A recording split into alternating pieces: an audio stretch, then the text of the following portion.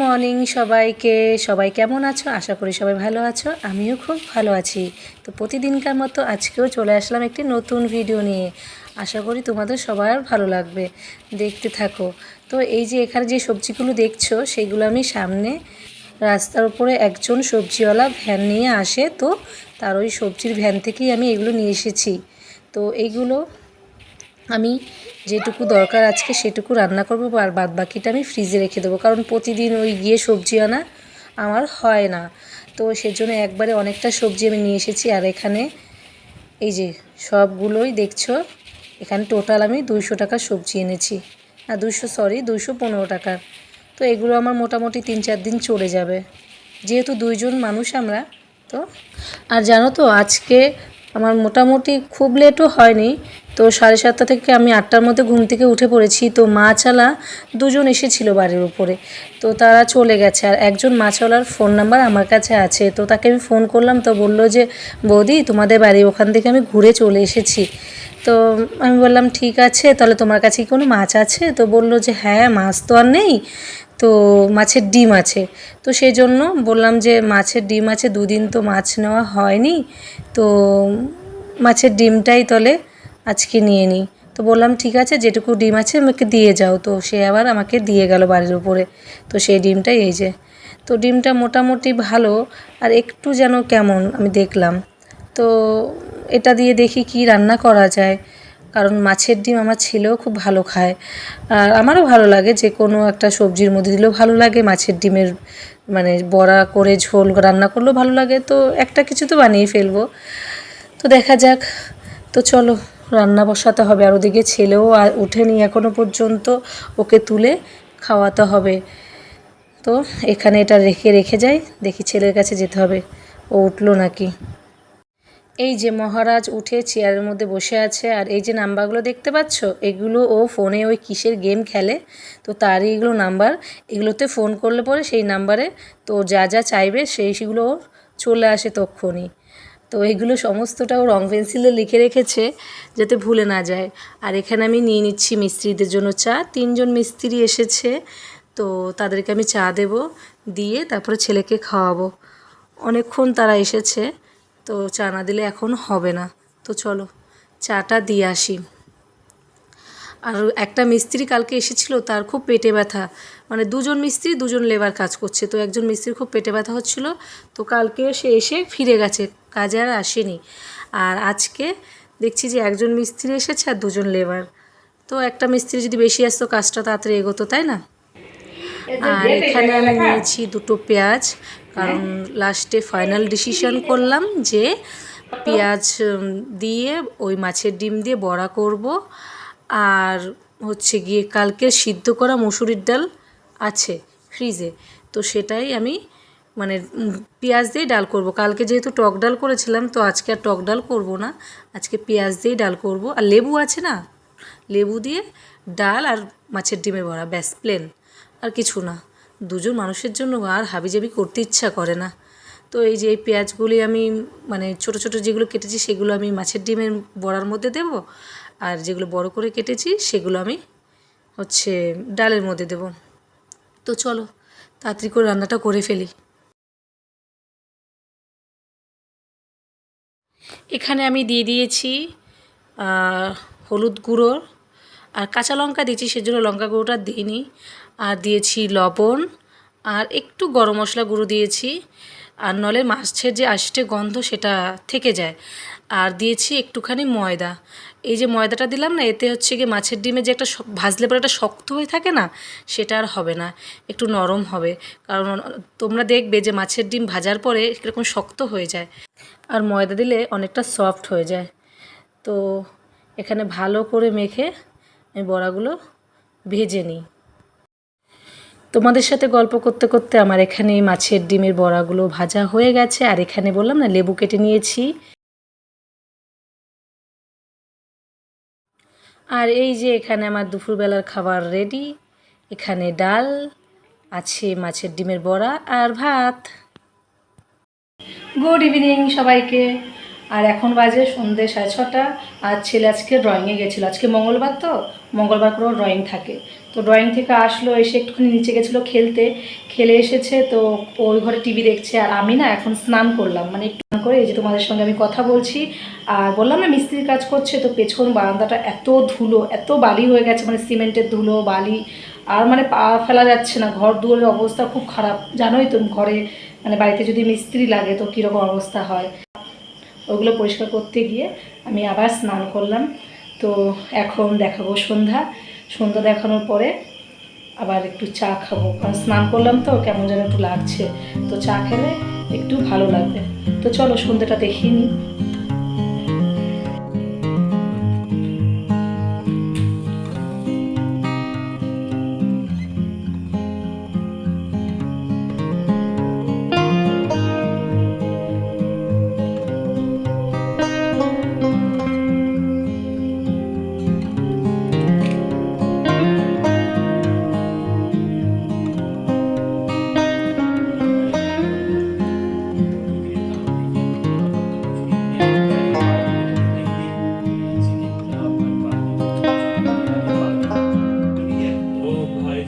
और कितना टाइम लगेगा भाई? मैं थक गया, इतना साइकिल कभी जिंदगी में नहीं चलाया। ओ भाई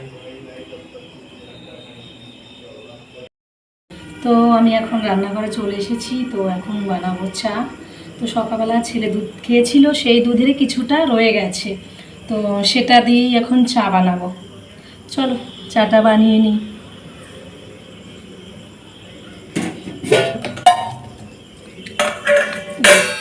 এটা দুধ এর মধ্যে রয়েছে, আর চাটা বানিয়ে নিই। আজকে জানো তো বৃষ্টি হচ্ছে সকালবেলা, তো প্লাস্টার করলো, মোটামুটি শুকিয়ে যায়, তাও না হলেও ভালো। মানে আবার এদিকে যা গরম পড়ছে, বৃষ্টি হওয়া দরকার আছে। এখন নিজের বাড়িতে কাজ হচ্ছে, তো সেই জন্য বৃষ্টিটা না হলেই ভালো হবে। কয়েকটা দিন, আর বেশি দিন লাগবে না অবশ্য, আর 5-7 দিন লাগবে, তারপরে হলেই হবে বৃষ্টি।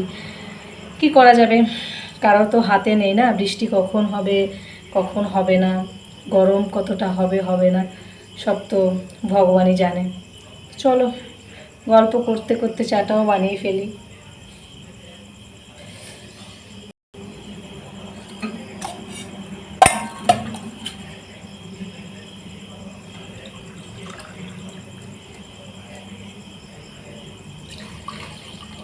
আমি অনেক দিন আগে ভিডিও করতাম, তো ভিডিও করতে করতে মাঝে মানে একটুখানি ডিমোটিভেট হয়ে গেছিলাম, যে ভিডিওতে ভিউজ আসছে না, কিছু হচ্ছে না, ও আমার দ্বারা হবে না, অনেক কিছু মানে অনেক চিন্তা ভাবনা। তারপরে ছেলেও আর একটু ছোটো ছিল, ওর পড়াশোনা নতুন নতুন স্কুলে ভর্তি করেছিলাম, সব কিছু মিলেমিশে যেন একটা মানে শুরু হয়ে গেছিলো, মানে বাধার সৃষ্টি হয়ে গেছিলো, যে না আমার দ্বারা মনে হয় হবে না।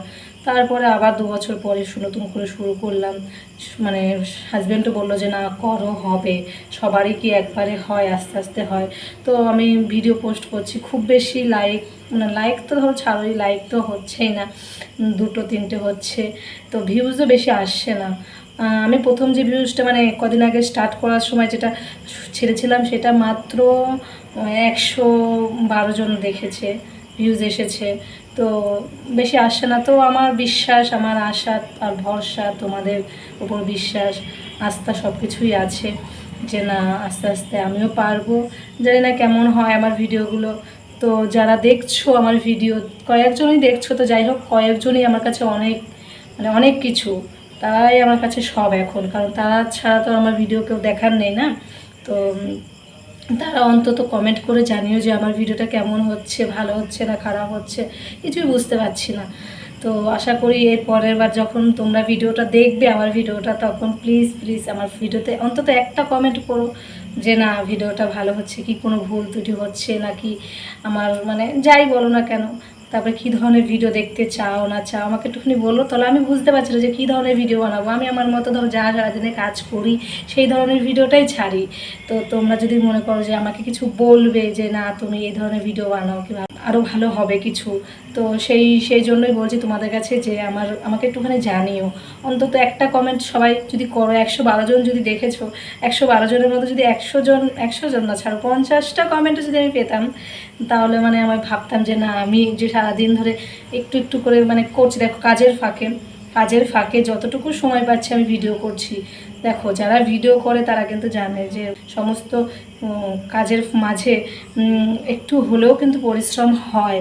তো সেই জন্যই বলছি, তোমরা একটুখানি আমাকে জানিও যে আমার ভিডিওগুলো কেমন হচ্ছে। তো এইটুকুই বলার ছিল, আমি ভাবছিলাম যে বলবো। আর যারা নতুন আমার ভিডিওটা দেখছো, কিছুই না, একটুখানি ওই সাবস্ক্রাইবের মধ্যে একটুখানি জাস্ট করে দেবে। তো এটা করলে মানে আমার অন্তত নতুন কয়েকটা সাবস্ক্রাইব হবে। কারণ দেখো, আমি তো কষ্ট করছি না, আমি তো আর মানে এমনি এমনি হচ্ছে না। আমি তো ধরো ভিডিও বানাচ্ছি, এই যে আমি এখন কথা বলছি, আমার ছেলেকে একটু পরে আবার পড়াতে যেতে হবে, আবার কাজ করছি, তো তার মাঝেও ভিডিও করছি। তো আমি তো ধরো আমি এমনি এমনি কিছু বলছি না, তো আমি ভিডিওটা করছি নিশ্চয়ই আমার তার মধ্যে পরিশ্রম রয়েছে। তো তাই জন্যই বলছি যে আমার ভিডিওগুলোতে প্লিজ প্লিজ একটুখানি সাবস্ক্রাইব করে দেবে। আর শেয়ার শেয়ার তো ধরো করোই না কেউ, তো যদি মন চায় যে আমার ভিডিওটা একটু শেয়ার করবে তো করো, আর লাইক করো। আর কমেন্ট বেশি না, আমার যে কজন দেখছো তার মধ্যে অর্ধেক লোকও যদি আমার মানে একটু কমেন্ট করো তাহলে আর একটু মোটিভেট হই আমি। নইলে পরে ধর সরি, মানে আগেরবার যেরকম ডিমোটিভেট হয়ে আমি ইউটিউব ছেড়ে চলে গেছিলাম, মানে ভিডিও বন্ধ করে দিয়েছিলাম, তো আবারও একটু একটু করে শক্তি সঞ্চয় করে তারপরে আবার তোমাদের মাঝখানে আসলাম, একটু একটু করে ভিডিও দেওয়া শুরু করছি, যেরকমই পারছি দিচ্ছি। তো আরেকটু যদি তোমরা আমাকে মোটিভেট করো, সাবস্ক্রাইব করে, লাইক করে, শেয়ার করে, কমেন্ট করে, তো আমি চাইবো যে মানে আরেকটু ভালো কিছু মানে করে দেখানোর জন্য, যে না আরেকটু ভালো করার জন্য। যেটুকু ধরো করছি আমি, যেরকমই করছি আরেকটু ভালো করার চেষ্টা করব। তো চলো, অনেক কথা বলে ফেললাম, তো চাটা করে নিই। চাটা নিয়ে ঘরে চলে আসলাম। ওখানে বেশি মানে লাইট নেই, তো একটু অন্ধকার অন্ধকার লাগছে, তো সেজন্য ঘরে বসেই চাটা, তো সেজন্য ঘরে এসে বসলাম। চা হয়ে গেছে, তো চাটা খেয়ে রান্না করব, রান্নাটা করে নিয়ে তারপরে ছেলেকে পড়তে বসাবো। আর আজকে অনেক তাড়াতাড়ি দুপুরবেলা খাওয়া হয়ে গেছিলো, তো তো ছেলের খিদেও পেয়ে গেছে, তো সেই কারণে আমি রান্না করে নিয়ে ওকে খাওয়িয়ে তারপর পড়তে বসাবো। যেটুকু টাইম পড়লো, তারপরে যদি ঘুমিয়ে পড়ে তো পড়লো, কারণ সারাদিনেও ঘুমায় না। জানো তো, আগে আমি দুধ চাতে আদা দিতাম না, জানতামই না আমি, কারণ আমার মা কোনোদিন দেখিনি যে দুধ চায়ে আদা দিয়েছে। তো আমি এই আদা দেওয়াটা শিখেছি আমি ঘুরতে গেছিলাম আমার মামা বাড়িতে, তো ওখানে দেখি সবাই এই দুধ চায়ের মধ্যে আদা দেয়। আর আমি হচ্ছে গিয়ে নৈনিতালে গেছিলাম, মানে পাহাড়ে উত্তরাখণ্ডে, ওখানেও তাই সেম, সব দুধ চায়ে আদা।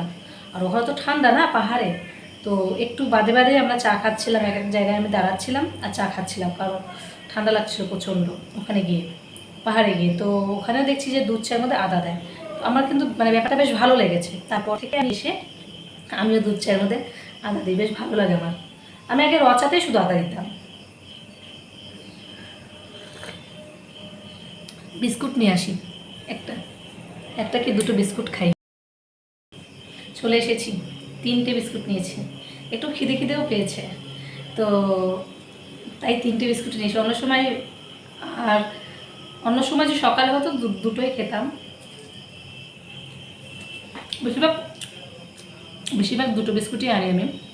তো এখন 3টে নিয়ে এসেছি, বললাম না খিদে পেয়েছে, ছেলেরও মনে হয় খিদে পেয়ে গেছে, ওর বিস্কুট আছে, গুড ডে বিস্কুট আনানো আছে, নিয়ে নিয়ে খায় টুকটাক খিদে মিদে পেলে। ফল টল আনা থাকলে খায় না, সেটা মনে হয় আমার বাচ্চা না, প্রত্যেকটা মায়েরই এই একই সমস্যা, ফল টল খাবে না, দোকানের খাবার খাবে।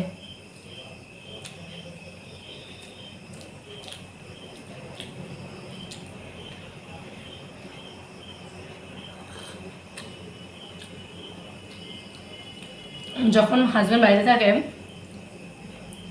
তখন মানে ওর সঙ্গে সারাদিন মানে যেহেতু ও বাইরে কাজ করে, যখন বাড়িতে থাকে পুরো সময়টাই বাড়িতে দেয়, তো সারাদিন ধরো বাড়িতেই থাকে। তো চলে গেছে, তো মানে কয়েকটা দিন একটু খারাপ লাগে, হঠাৎ করে যদি একটা মানুষ চলে যায়। আবার বেশি মানে 3-4 দিন হয়েছে গেছে, আর 1 সপ্তাহ মতো গেলে তখন আবার ঠিক হবে। কিন্তু এখন মানে এ কাজ করছি ও কাজ করছি, হাজব্যান্ডের কথা মনে পড়ছে। কারণ সবসময় ধরো বাড়িতে মিস্ত্রি কাজ করছে, এটা সেটা নিয়ে সারাক্ষণ আমার আশেপাশেই থাকতো।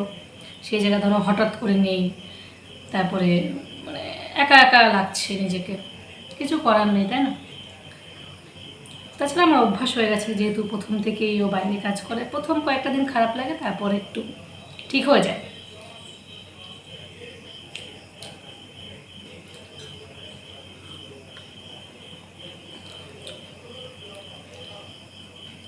তো চাটা খেয়ে নিই, তারপরে আবার কথা বলছি।